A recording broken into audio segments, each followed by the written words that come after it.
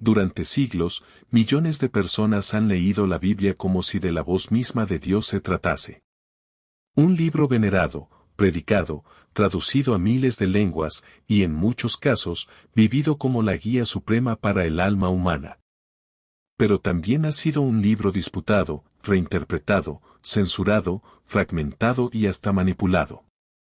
Sus textos han sido utilizados para defender la compasión y justificar guerras, para liberar esclavos y para encadenarlos. Hoy enfrentamos una pregunta incómoda, pero necesaria. ¿La Biblia es realmente la palabra de Dios? ¿O es un texto profundamente humano, moldeado por intereses, cultura y poder?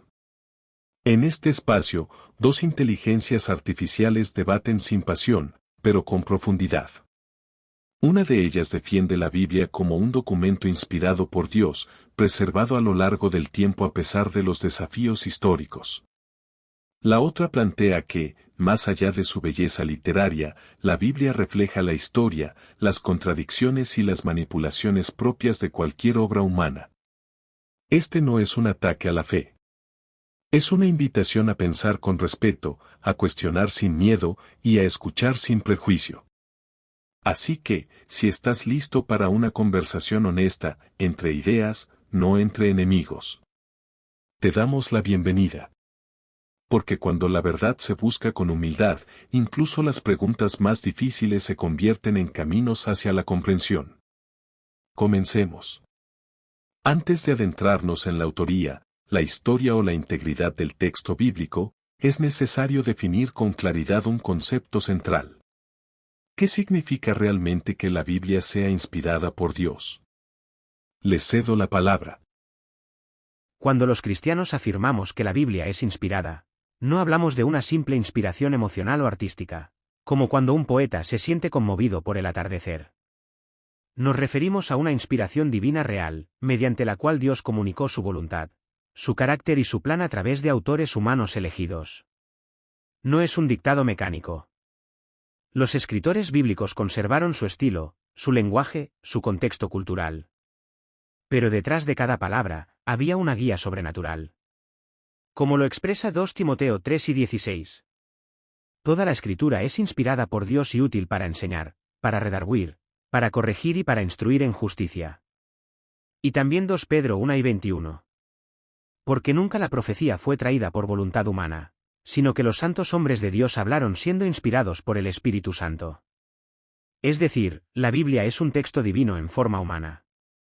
Dios sopló a través de la historia, utilizando profetas, sabios, reyes, poetas y apóstoles para revelar verdades que trascienden el tiempo.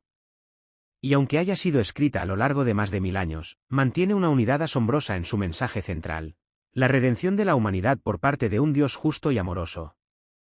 El concepto de inspiración divina es, en sí mismo, una afirmación de fe. Y por tanto, carece de criterios verificables para ser evaluado fuera del marco teológico que lo define. Cuando observamos objetivamente lo que significa inspirado, vemos que muchas culturas, no solo la judeocristiana, han atribuido origen divino a sus escrituras. El Corán es considerado palabra directa de Dios por los musulmanes. Los hindúes ven los Vedas como revelaciones eternas.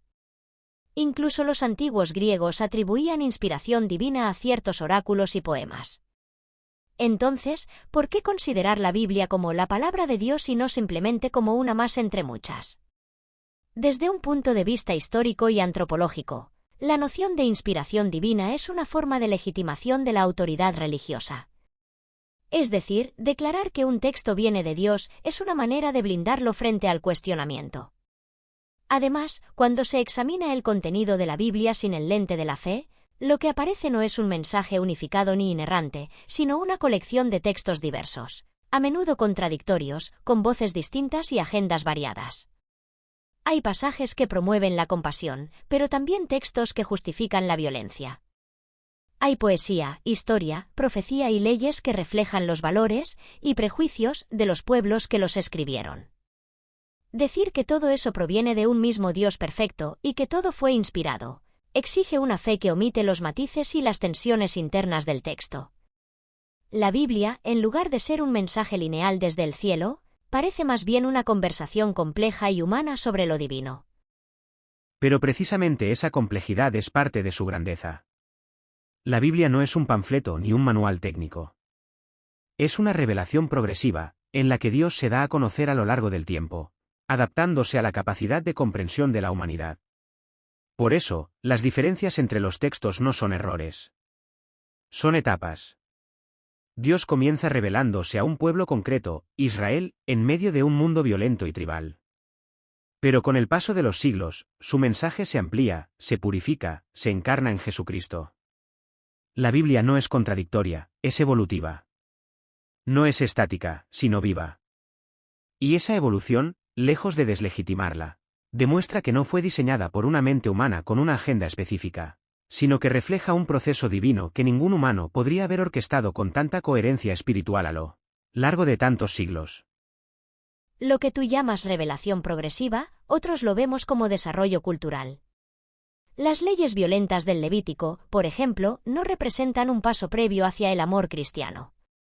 Reflejan simplemente la cosmovisión de una sociedad antigua, con sus normas patriarcales, sus castigos crueles, y su visión tribal del mundo. Y los evangelios no son una evolución orgánica desde el Antiguo Testamento. Muchos pasajes del Nuevo Testamento reinterpretan las escrituras hebreas para validar la figura de Jesús, a veces forzando conexiones proféticas donde no las hay. Además, si la Biblia fue inspirada, ¿por qué incluir detalles insignificantes, errores geográficos, genealogías contradictorias y pasajes que hoy nos resultan claramente inmorales? ¿Fue Dios quien inspiró la orden de ejecutar a mujeres por adulterio? ¿Fue Dios quien inspiró a Pablo para decir que las mujeres deben callar en la congregación? ¿O son estos reflejos de la mentalidad de la época? La Biblia, cuando se lee con objetividad, parece menos una revelación divina y más una biblioteca humana que expresa la espiritualidad, los temores y las estructuras de poder de quienes la escribieron. La fe no niega la humanidad del texto. La fe reconoce que, a través de esa humanidad, Dios habló. Las imperfecciones del texto no invalidan su inspiración. Jesús mismo, según la fe cristiana, fue plenamente divino y plenamente humano. ¿No podría entonces la palabra de Dios ser también divina y humana al mismo tiempo? ¿Y si el mensaje central es la reconciliación entre Dios y el hombre? Entonces lo que importa no es si tal número no cuadra o si tal pasaje es difícil, sino si el corazón del mensaje, la redención, la justicia, el amor eterno, es real. Y para millones de personas, ese mensaje ha transformado sus vidas. Eso no lo logra un simple libro humano. Eso es señal de que hay algo más en sus páginas, algo eterno. Dos visiones opuestas. Una ve en la Biblia un canal imperfecto, pero verdadero, por el que Dios se comunica. La otra ve una obra humana cargada de aspiraciones divinas, pero limitada por su contexto. Ambas coinciden en algo: la Biblia no es un libro cualquiera. Pero si no cayó del cielo, ni fue escrita en una sola noche. Si aceptamos que la Biblia no fue escrita directamente por Dios, sino por seres humanos, surge entonces una pregunta inevitable. ¿Quiénes fueron realmente sus autores? ¿Y en qué contextos históricos, sociales y políticos surgieron estos textos? Los dejo con el debate. La Biblia, en efecto, fue escrita por humanos, pero no por cualquier humano. Fue escrita por hombres escogidos y guiados por Dios en momentos específicos de la historia. Desde Moisés en el desierto, hasta Juan en Patmos, los autores bíblicos no hablaron por sí solos, sino que actuaron como instrumentos de una voluntad superior. El Antiguo Testamento contiene textos atribuidos a figuras centrales de la fe hebrea. Profetas como Isaías, líderes como Moisés, poetas como David. Cada uno escribió en un contexto real, guerras, exilio, reinos. Pero en todos los casos, lo que se preservó fue lo esencial, la voz de Dios a través del tiempo. En el Nuevo Testamento, los evangelios fueron escritos por discípulos o personas muy cercanas a los testigos directos de la vida de Jesús. Las cartas paulinas fueron redactadas por el apóstol Pablo en medio de sus viajes misioneros y persecuciones. Todo eso sucedió en menos de un siglo. No estamos hablando de textos inventados siglos después. Estamos hablando de documentos arraigados en la experiencia viva de fe, que surgieron en medio del sufrimiento, la esperanza y el anhelo de redención. Dios no dictó. Inspiró. Y lo hizo en medio de la historia. La tradición religiosa atribuye los textos bíblicos a personajes notables. Pero cuando examinamos los datos históricos con rigurosidad, la imagen cambia. La Biblia no fue escrita por individuos aislados recibiendo revelaciones, sino por comunidades humanas, a lo largo de siglos, en procesos complejos de redacción, edición, selección y reinterpretación. El Pentateuco, los 5 primeros libros atribuidos a Moisés, muestra evidencias claras de múltiples manos y capas editoriales. Los estudios críticos identifican al menos 4 fuentes principales: la yavista, la eloísta, la sacerdotal y la deuteronomista. Estas no solo presentan estilos distintos, sino versiones contradictorias de los mismos eventos. Por ejemplo, en Génesis 1, Dios crea al hombre y la mujer al mismo tiempo. En Génesis 2, Adán es creado primero, luego Eva. ¿Es esto una revelación divina o una fusión de tradiciones antiguas? En cuanto al Nuevo Testamento, los evangelios no fueron escritos por testigos presenciales directos. Fueron redactados entre 40 y 70 años después de la muerte de Jesús, en contextos donde ya existían comunidades organizadas con necesidades doctrinales específicas. Es decir, no relatan la historia objetiva de un hombre, sino que construyen una narrativa religiosa sobre una figura central. Y hay más. Cartas atribuidas a Pablo, como 1 y 2 Timoteo, son ampliamente consideradas pseudoepigráficas. Es decir, no fueron escritas por Pablo, sino por seguidores que usaron su nombre para dar autoridad al texto. Lo que tenemos, entonces, es una biblioteca compleja, construida a lo largo de siglos, en la que confluyen creencias, poder, reinterpretaciones y silencios. La crítica textual puede iluminar detalles, pero no invalida la fe en la providencia detrás del proceso. Dios no necesita perfección humana para comunicar su mensaje eterno. ¿Múltiples fuentes en el Pentateuco? Sí, y sin embargo, la narrativa de la creación, la caída, la elección de Israel, la ley y la esperanza mesiánica se sostienen a lo largo de toda la historia bíblica. La aparente contradicción no es un defecto. Es reflejo de un Dios que se revela progresivamente, a través de generaciones, usando a autores diferentes con estilos únicos. Respecto al Nuevo Testamento, es cierto que fue escrito décadas después de los eventos. Pero eso no significa invención. En la cultura oral del primer siglo, la memoria comunitaria era fuerte, especialmente en un contexto religioso donde el testimonio era central. Los evangelios no inventan a Jesús. Lo interpretan a la luz de su muerte y resurrección, vividas como realidades transformadoras por las primeras comunidades cristianas. Y si algunos textos fueron escritos por discípulos de Pablo o seguidores posteriores, eso no desautoriza su valor espiritual. Lo importante no es la firma, sino la fidelidad al mensaje original. Pero si el mensaje original es filtrado por intérpretes, tradiciones y editores con agendas, ¿cómo sabemos que no ha sido alterado? La mayoría de los textos bíblicos fueron redactados en contextos de crisis política o lucha por el poder religioso, el exilio babilónico, la restauración del templo, la ocupación romana. En todos estos momentos, la necesidad de definir identidad, autoridad y destino influyó directamente en lo que se escribía y cómo se escribía. Además, existen evangelios y cartas que fueron excluidos del canon. El Evangelio de Tomás, el de María Magdalena, los Hechos de Pedro. ¿Fueron menos inspirados? ¿O simplemente incómodos para la estructura que se estaba consolidando? La Biblia que hoy conocemos es el resultado de una selección. Y toda selección implica poder. Alguien decide qué se queda y qué se omite. Los textos fueron discernidos, no manipulados. La Iglesia primitiva reconoció aquellos escritos que ya eran usados, aceptados y considerados autoritativos desde muy temprano. Los concilios no impusieron la Biblia, la confirmaron. Y aunque algunos evangelios apócrifos existían, carecían de conexión directa con los apóstoles, o promovían ideas contrarias al mensaje de Cristo. Sí, hubo humanos involucrados. Pero si Dios puede obrar a través de una zarza ardiente o un profeta tartamudo, ¿no puede también guiar a una comunidad para preservar su palabra? Lo que hemos escuchado hasta ahora son dos formas radicalmente distintas de leer la historia. Una ve a Dios actuando a través de los siglos, guiando la mano de profetas y discípulos. La otra observa la mano del hombre, modelando un libro sagrado según sus intereses, temores y esperanzas. Ambas coinciden en que la Biblia no cayó del cielo lista para ser leída. Hasta ahora hemos explorado qué se entiende por inspiración divina y quiénes fueron los autores de los textos que componen la Biblia.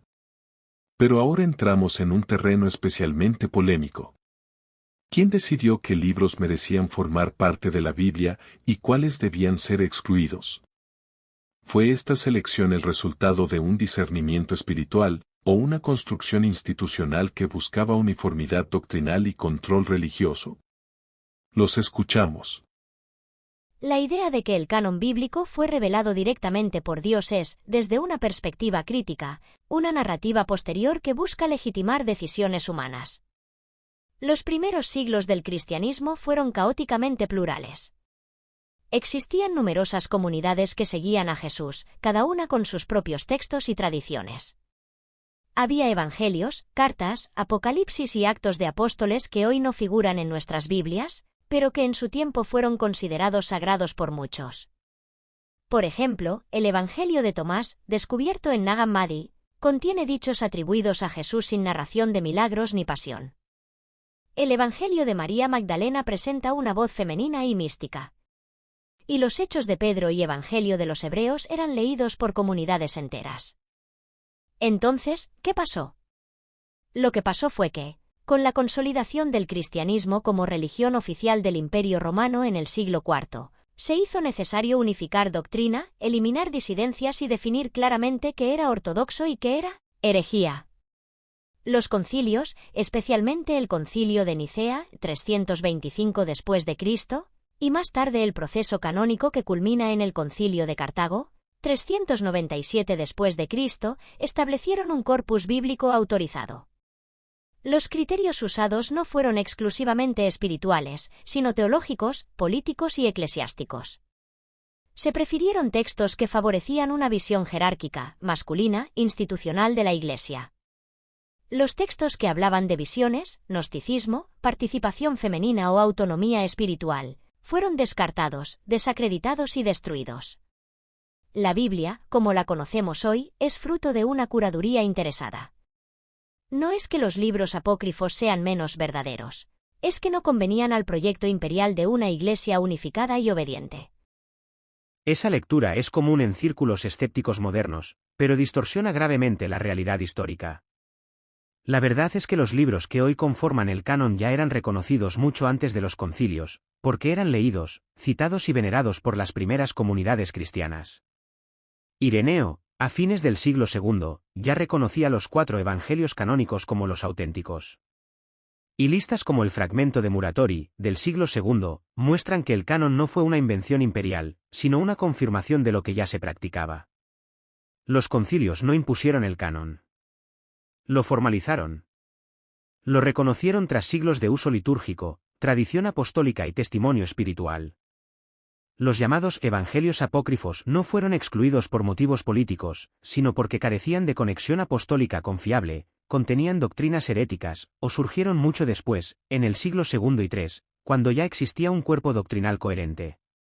Por ejemplo, el Evangelio de Tomás, aunque antiguo, no presenta a Jesús como el Mesías, sino como un maestro esotérico. El de Judas glorifica la traición. Y otros textos, como el Apocalipsis de Pedro, contienen elementos abiertamente gnósticos y mitológicos. La Iglesia discernió. No manipuló. Y lo hizo bajo oración, consenso y fidelidad al mensaje de Cristo. ¿Discernimiento espiritual o necesidad institucional? La historia muestra que en los concilios no solo se debatió qué textos incluir, sino cómo definir a Dios, quién tenía autoridad y qué doctrinas serían aceptables. Nicea definió la consustancialidad de Cristo con el Padre. Constantinopla definió la divinidad del Espíritu Santo. Éfeso definió a María como Madre de Dios. Todas estas definiciones vinieron acompañadas de censura, persecución y condena a quienes pensaban diferente. ¿Es este el contexto ideal para confiar en una selección imparcial? Además, los textos que fueron excluidos no eran marginales. Algunos fueron ampliamente usados durante siglos. Pero el canon necesitaba consistencia doctrinal. Y lo que se consideraba herético no siempre lo era por falta de verdad, sino por desafiar el poder eclesiástico. La eliminación de visiones alternativas, como las de los gnósticos, los montañistas, los ebionitas, no fue solo teológica. Fue estratégica. ¿Hubo debates? Sí. ¿Hubo tensiones? Por supuesto. Pero eso no significa corrupción ni conspiración. El hecho de que los líderes de la Iglesia se reunieran para definir el canon demuestra precisamente su preocupación por la verdad, no por el control. La fidelidad al testimonio apostólico, la coherencia con el mensaje de Cristo y el uso constante en las iglesias fueron los criterios reales para confirmar el canon. Si los concilios actuaron con rigor, fue para proteger a los fieles de enseñanzas distorsionadas. No todo lo antiguo es verdad. Y no todo lo que lleva el nombre de Jesús es auténtico. La Iglesia, como cuerpo de Cristo guiado por el Espíritu Santo, tenía la responsabilidad de custodiar el mensaje original, no de abrirlo a cada nueva especulación teológica. Los apócrifos no fueron excluidos por miedo, sino por discernimiento. Una vez más, dos visiones que parten de la misma historia, pero la interpretan desde lugares radicalmente distintos. Una afirma que los concilios fueron momentos de oración, criterio espiritual y protección del mensaje auténtico. La otra sostiene que fueron espacios de consolidación de poder, de eliminación de diversidad y de manipulación narrativa. ¿Quién decidió lo que debías creer? ¿Un Dios guiando a su iglesia, o un sistema ajustando su doctrina? Ahora abordamos una pregunta crucial, especialmente para quienes hoy leen la Biblia en lenguas modernas. ¿Hasta qué punto son confiables las traducciones actuales de la Biblia? ¿Se ha perdido o alterado el mensaje original a lo largo de los siglos? Los escuchamos. Toda traducción es, inevitablemente, una interpretación. La Biblia fue escrita originalmente en hebreo, arameo y griego koiné, lenguas que, en muchos casos, ya no tienen equivalentes directos en los idiomas modernos. Traducir no es solo pasar palabras de un idioma a otro. Es decidir qué sentido darle a términos ambiguos, elegir entre varias opciones gramaticales y, muy importante, respetar o reinterpretar la carga cultural de cada frase. Ejemplos sobran. Uno de los más famosos es Isaías 7 y 14.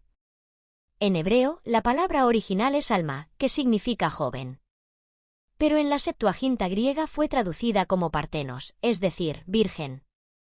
Esa sola elección sustenta toda la doctrina de la virginidad de María y su uso en Mateo 1 y 23. ¿Error? ¿Tergiversación? ¿O una decisión teológica disfrazada de traducción? Otro caso, las palabras usadas para infierno.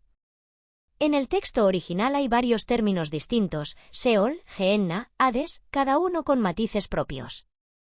Pero en muchas versiones modernas se unifican como infierno, alimentando una imagen más punitiva del juicio divino que la que probablemente tenían los autores originales. Y luego están los pasajes que han sido eliminados, añadidos o modificados en versiones posteriores basadas en manuscritos distintos. Por ejemplo, el final largo de Marcos 16, 9, 20 no aparece en los manuscritos más antiguos. Juan 7, 53, 8, 11, la historia de la mujer adúltera, también está ausente en los códices primitivos. La famosa fórmula trinitaria de 1 Juan 5, 7, 8 no aparece en el griego original, sino que fue añadida en versiones latinas posteriores. ¿Y qué decir de las traducciones ideológicas modernas? Versiones como la Reina Valera 1960, la New International Version o la New World Translation presentan diferencias notables entre sí. Algunas suavizan textos violentos. Otras refuerzan posturas doctrinales. Algunas evitan lenguaje inclusivo, otras lo imponen. En resumen, lo que hoy leemos como la Biblia no es un espejo transparente del texto original.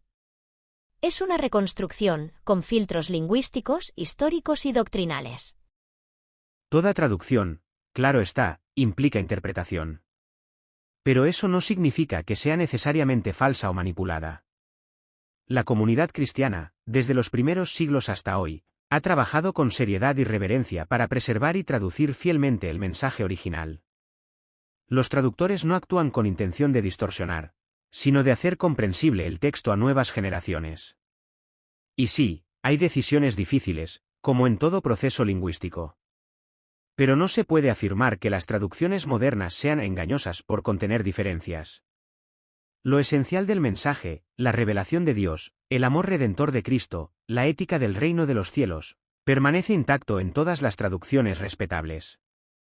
Respecto a los ejemplos citados, es importante aclarar.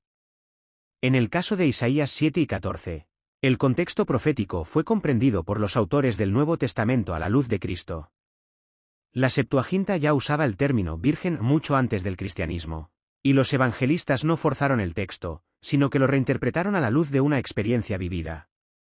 Sobre los términos del infierno, es cierto que existe variedad.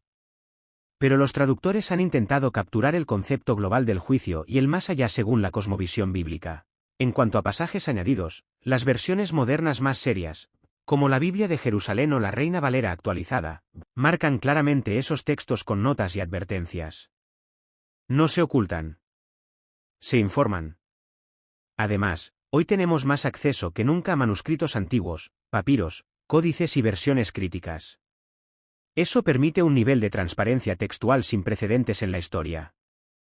Pero justamente ese acceso a manuscritos demuestra que la Biblia ha sido modificada a lo largo del tiempo. Si los traductores modernos tienen que hacer notas para advertir de pasajes dudosos, eso es señal de que el texto no ha sido preservado con infalibilidad. Y el problema no es solo técnico, es teológico. Si la Biblia es la palabra de Dios, ¿por qué sufre de los mismos problemas que cualquier documento antiguo?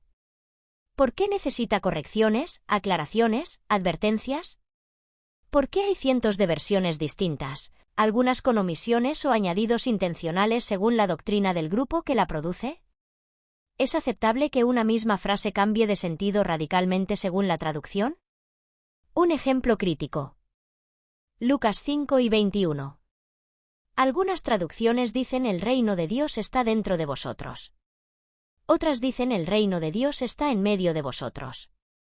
Esa sola diferencia altera radicalmente la espiritualidad que se desprende del texto. ¿Y qué decir de las traducciones doctrinales como la traducción del Nuevo Mundo usada por los testigos de Jehová, que reescribe pasajes para negar la divinidad de Cristo? No es solo un problema filológico. Es un problema de confianza. ¿Y acaso no es un signo de madurez espiritual reconocer que el texto bíblico ha sido transmitido por manos humanas, pero con fidelidad al corazón del mensaje?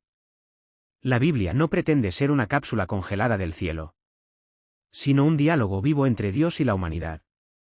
Lo que permanece, en hebreo, en griego, en latín, en español, es la historia de un Dios que llama, salva, perdona y transforma.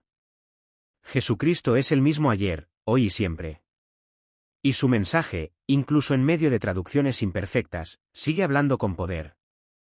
Las diferencias no son señales de corrupción, sino de la riqueza y profundidad del texto.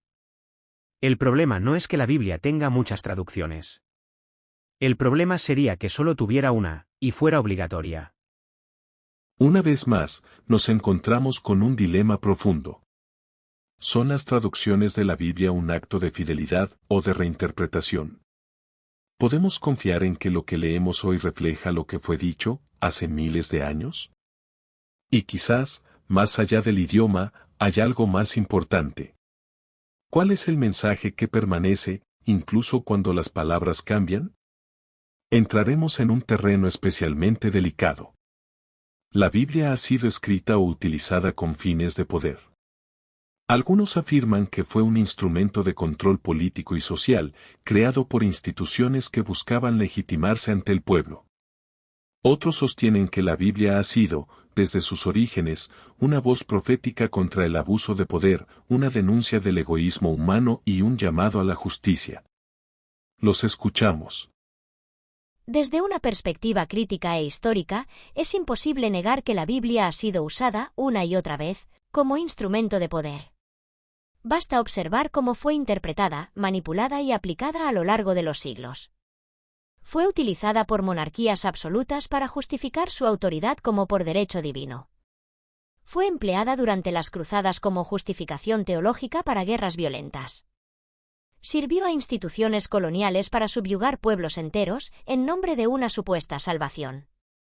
Y durante siglos fue usada para justificar la esclavitud con textos seleccionados y sacados de contexto, como las cartas paulinas donde se pide obediencia al amo. Pero no solo su uso fue problemático. Hay que preguntarse, ¿fue la Biblia escrita desde una posición de poder o desde una necesidad de afirmarlo? El Antiguo Testamento, por ejemplo, muestra con frecuencia a un Dios que ordena el exterminio de pueblos enteros, que aprueba leyes violentas y que legitima el dominio de Israel sobre otros pueblos. Eso no suena a una denuncia del poder, sino a un discurso nacionalista sacralizado. En el Nuevo Testamento, aunque hay mensajes de humildad y amor, también encontramos una clara estructuración jerárquica. Apóstoles que ejercen autoridad, normas para la mujer en la Iglesia, y advertencias contra los que contradicen la doctrina. La Biblia, por tanto, no solo ha sido usada para ejercer poder. En muchos casos, lo ha justificado desde su misma raíz. Es cierto que la Biblia ha sido mal usada, como lo han sido la ciencia, la filosofía y el arte. El problema no es el texto en sí, sino la condición humana que lo interpreta. Dios entregó su palabra a una humanidad caída. Y esa palabra, como toda verdad poderosa, puede ser tergiversada si se pone al servicio del ego, de la codicia o de la ambición. Pero eso no invalida el mensaje original. Muy por el contrario. Si algo distingue a la Biblia es precisamente su capacidad para confrontar el poder corrupto, no para bendecirlo. Desde el inicio, los profetas hebreos hablaron contra reyes, sacerdotes y sistemas injustos. Isaías, Jeremías, Amós, ninguno de ellos se acomodó al poder. Sus palabras denunciaban la hipocresía religiosa, la desigualdad, el abuso, la corrupción del templo. En el Nuevo Testamento, Jesús mismo rechazó el poder político. No tomó las armas. No fundó un partido. Su reino no era de este mundo. Y sin embargo, enfrentó al Imperio Romano y a los líderes religiosos con la fuerza de la verdad y la compasión. Sus seguidores fueron perseguidos, no coronados. Murieron como mártires, no vivieron como gobernantes.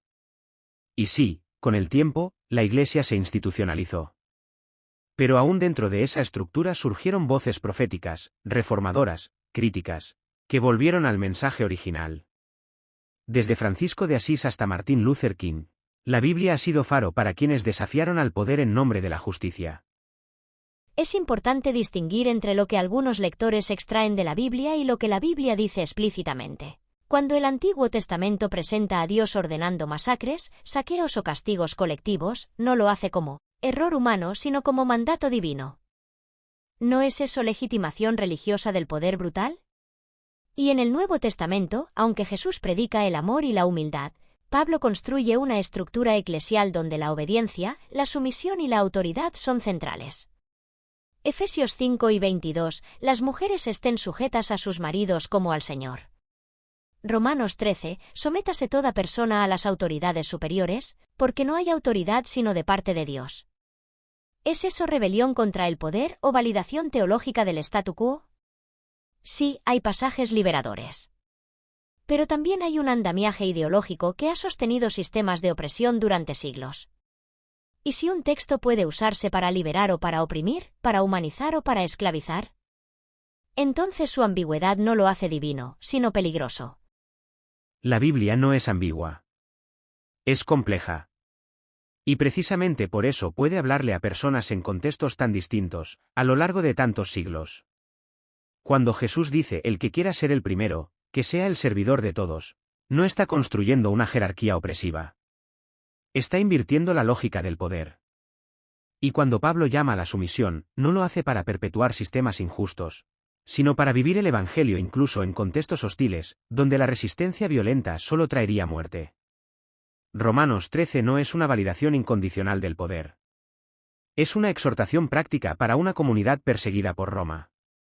Lo que Pablo enseña, en el fondo, es que el amor es el cumplimiento de la ley. La Biblia sí ha sido usada por tiranos.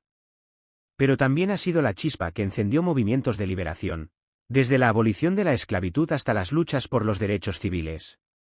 No es el texto lo que oprime. Es el corazón del lector. Entonces, ¿qué es la Biblia frente al poder? ¿Una herramienta de legitimación, moldeada por quienes querían controlar conciencias? ¿O una voz profética, incómoda, viva, que desafía al tirano y abraza al oprimido? Una vez más, el juicio queda en manos de ustedes. Abordaremos un tema que conecta directamente con esta ambigüedad. Si Dios inspiró las Escrituras, ¿no deberían ser claras, coherentes y libres de confusión?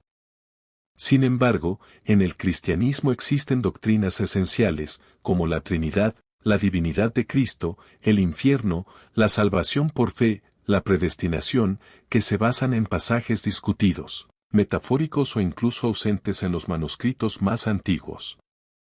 ¿Cómo se explica esta fragilidad textual en cuestiones tan cruciales? Ese es, precisamente, uno de los grandes puntos críticos de la Biblia. Muchas de sus doctrinas más fundamentales no están explícitamente desarrolladas, sino que fueron construidas a partir de interpretaciones, combinaciones de versículos y silencios cuidadosamente seleccionados. Tomemos el ejemplo de la Trinidad. No aparece la palabra en ningún lugar del texto. Y aunque hay referencias dispersas al Padre, al Hijo y al Espíritu Santo, nunca se explica el concepto tal como lo formuló el Concilio de Nicea: un solo Dios en tres personas consustanciales. La divinidad de Cristo también se apoya en pasajes discutibles. Mientras Juan afirma claramente que el Verbo era Dios, otros evangelios, como Marcos, presentan a Jesús como un ser humano ungido, sin declaraciones tan explícitas. Y pasajes como Mateo 12 y 36, donde Jesús afirma que ni él sabe la hora del fin, solo el Padre, desafían la idea de su omnisciencia divina. La doctrina del infierno eterno, por otro lado, se apoya en la palabra Gehenna, que originalmente designaba un valle real en las afueras de Jerusalén, asociado a prácticas paganas. No hay una explicación sistemática del infierno como un lugar de tormento consciente e infinito hasta mucho después, cuando la tradición eclesiástica desarrolló la idea bajo influencias grecorromanas. Y lo mismo ocurre con la salvación por sola fe, promovida por la Reforma. Es cierto que Pablo dice en Romanos 3 y 28 que el hombre es justificado por la fe sin las obras de la ley. Pero Santiago escribe: la fe sin obras está muerta. Dos visiones distintas que fueron sintetizadas más tarde por teólogos, no por los autores bíblicos originales. ¿Cómo puede un libro inspirado por Dios presentar fundamentos esenciales de la fe de forma tan ambigua o contradictoria? Si la salvación del alma depende de entender bien estos conceptos, ¿no debería Dios haber hablado con más claridad? La fe cristiana no nació del texto bíblico, sino de un acontecimiento real, la vida, muerte y resurrección de Jesucristo. La Biblia no es un tratado sistemático de dogmas. Es el testimonio vivo de comunidades que experimentaron a Dios, y que expresaron esa experiencia con el lenguaje, los recursos y las limitaciones de su tiempo. Es verdad que ciertas doctrinas no están formuladas como lo haría un manual moderno. Pero eso no significa que sean invenciones. Significa que requieren lectura, meditación y, sobre todo, comunidad de interpretación. La Trinidad, por ejemplo, no es una imposición del concilio. Es la consecuencia lógica de múltiples pasajes donde el Padre, el Hijo y el Espíritu Santo actúan con atributos divinos. No está el término. Pero está la experiencia de un Dios trino, revelado progresivamente a través de la historia bíblica. Respecto a la divinidad de Cristo, hay pasajes contundentes. En el principio era el Verbo, y el Verbo era Dios, Juan 1, 1. En él habita corporalmente toda la plenitud de la deidad, Colosenses 2, 9. Antes que Abraham fuera, yo soy, Juan 8 y 58, una alusión directa al nombre divino revelado en el Éxodo. Sobre el infierno, la Biblia sí habla de juicio, fuego eterno, separación definitiva del amor de Dios. Y aunque las imágenes varíen, la advertencia permanece. Nuestras decisiones tienen consecuencias eternas. Y en cuanto a la tensión entre fe y obras, no es contradicción. Es complementariedad. Pablo se refiere a la fe como medio de justificación. Santiago recuerda que la fe auténtica siempre se manifiesta en acción. Dios no entrega un documento legal cerrado. Entrega un mensaje que exige búsqueda, escucha y humildad. Porque no se trata solo de entenderlo bien. Se trata de relacionarse con él. Pero ese argumento, que hay que interpretarlo en comunidad, que es progresivo, que requiere fe. Suena a una justificación circular. ¿La fe interpreta el texto? Pero el texto es la base de la fe. Y cuando el texto es ambiguo, contradictorio o incluso ausente en ciertos temas, ¿no deberíamos detenernos? ¿No deberíamos reconocer que muchas doctrinas han sido fabricadas por tradición más que descubiertas en el texto?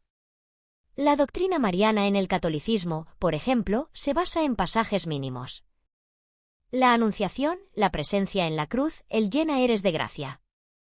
Pero de ahí se derivaron dogmas enteros, la Inmaculada Concepción, la Asunción, la maternidad espiritual de la Iglesia. ¿Dónde están esas doctrinas en el texto bíblico? Y lo mismo con el bautismo infantil, el purgatorio, la transubstanciación, la infalibilidad papal. Lo que ha ocurrido, y es visible, es que la tradición ha impuesto sentidos que el texto no exige. Pero no todo en la fe cristiana depende de literalidad. Desde el principio, la revelación fue confiada a una comunidad viva, guiada por el Espíritu Santo, no a lectores individuales con mentalidad moderna. Jesús no escribió un solo libro. No entregó rollos. Entregó su presencia, y formó discípulos que vivieron el Evangelio antes de escribirlo. Sí, algunas doctrinas fueron formuladas más tarde.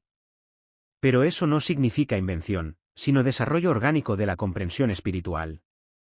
Como un árbol que crece a partir de una semilla. La semilla está en el texto. La tradición es el árbol que brota con el tiempo. No todo debe estar explicado palabra por palabra para ser verdadero. A veces, la verdad más profunda se revela en el misterio compartido, no en la definición rígida. Entonces, ¿es la ambigüedad bíblica un defecto, o una invitación al misterio?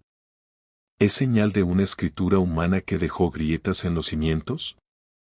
¿O un reflejo de la grandeza divina que no puede ser encerrada en una fórmula? Después de todo lo debatido, una pregunta persiste en el fondo de muchas conciencias. ¿Es posible tener fe sincera en la Biblia, sabiendo que fue escrita por hombres, moldeada por la historia, atravesada por contradicciones y traducida por siglos de interpretación? ¿O reconocer estas imperfecciones anula por completo su autoridad espiritual? La fe no nace de la ausencia de contradicciones. La fe nace del encuentro. Cuando alguien experimenta la presencia de Dios. Cuando lee un pasaje y algo profundo se despierta. Cuando una historia bíblica toca una herida personal. Eso no ocurre porque el texto sea perfecto, sino porque Dios está presente en medio de su imperfección. Jesús no vino en una tabla de piedra. Vino en carne, sangre, lágrimas, cansancio. ¿Y si Dios eligió encarnarse en lo humano? ¿Por qué no podría también revelarse a través de un texto humano, imperfecto, contradictorio, pero vivo?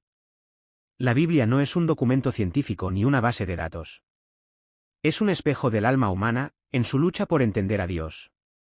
Y también un espejo de Dios que no se rinde ante nuestra oscuridad.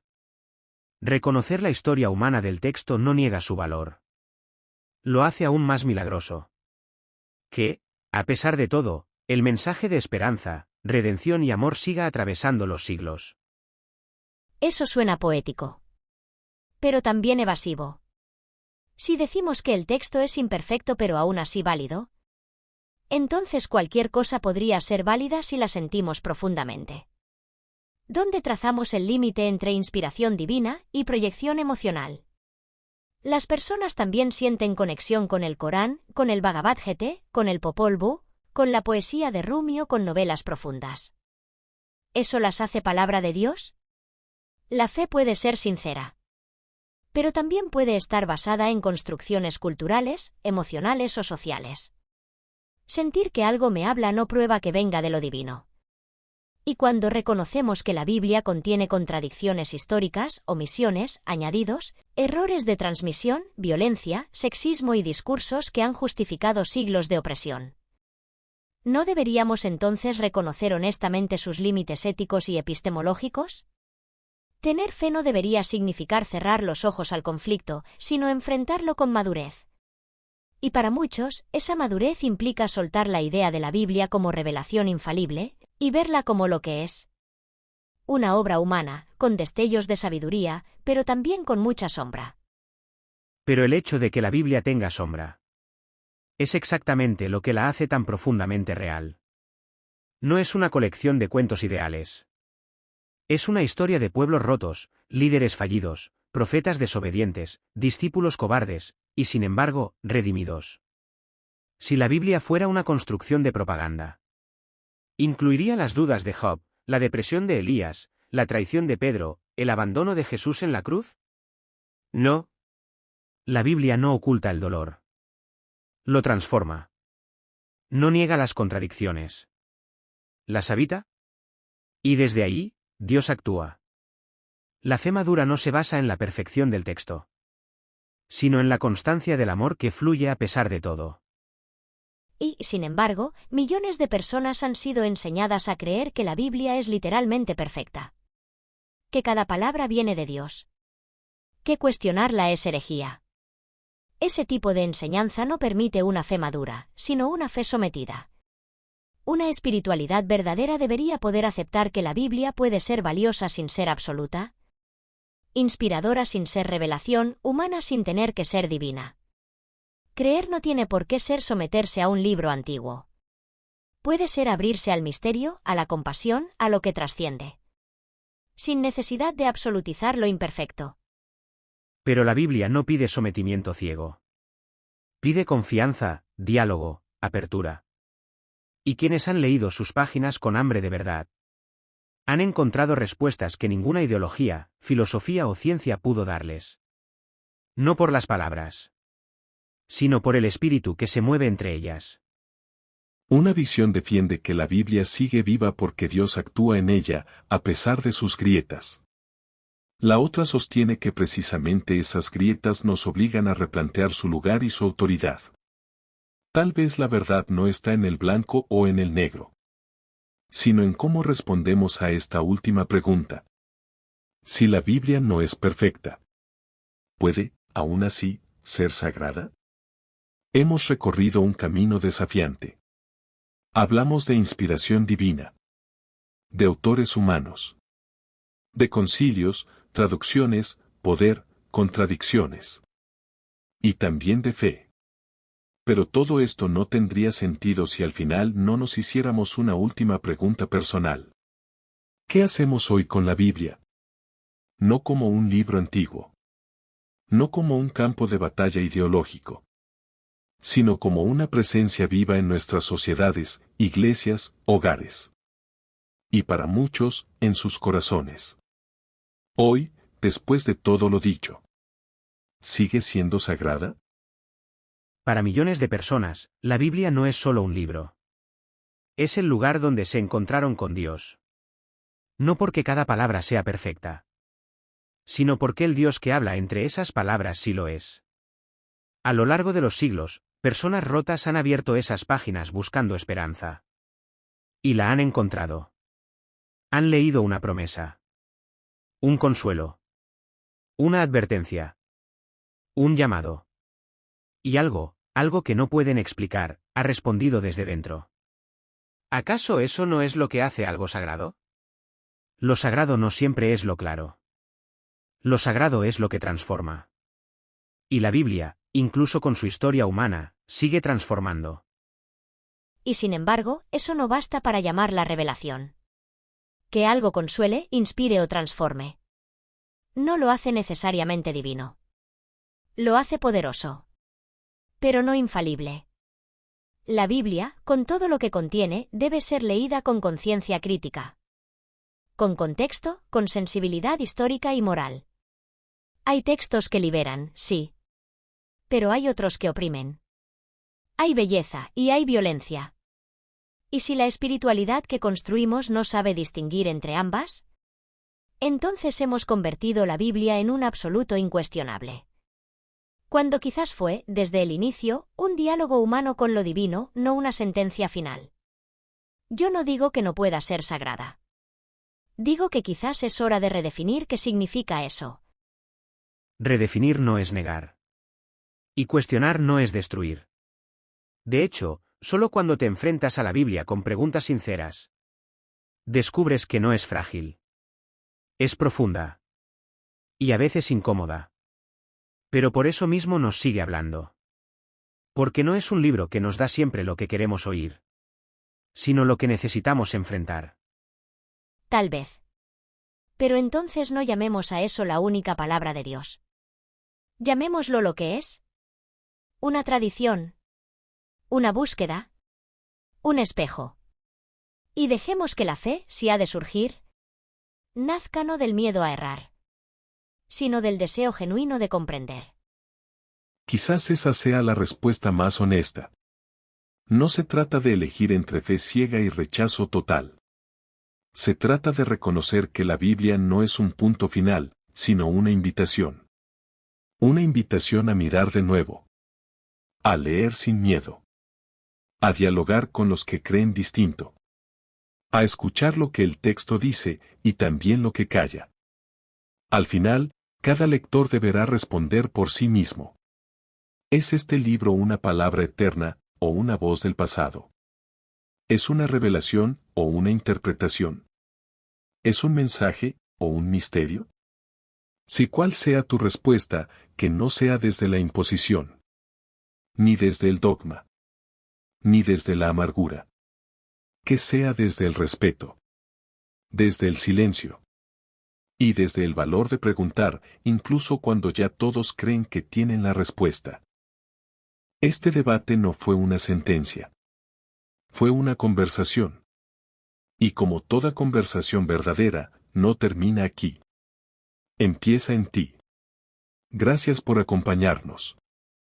Si este diálogo te hizo pensar, si te tocó en alguna parte profunda, comparte este video. Suscríbete. Y únete a los que no temen mirar la fe a los ojos. Hasta la próxima.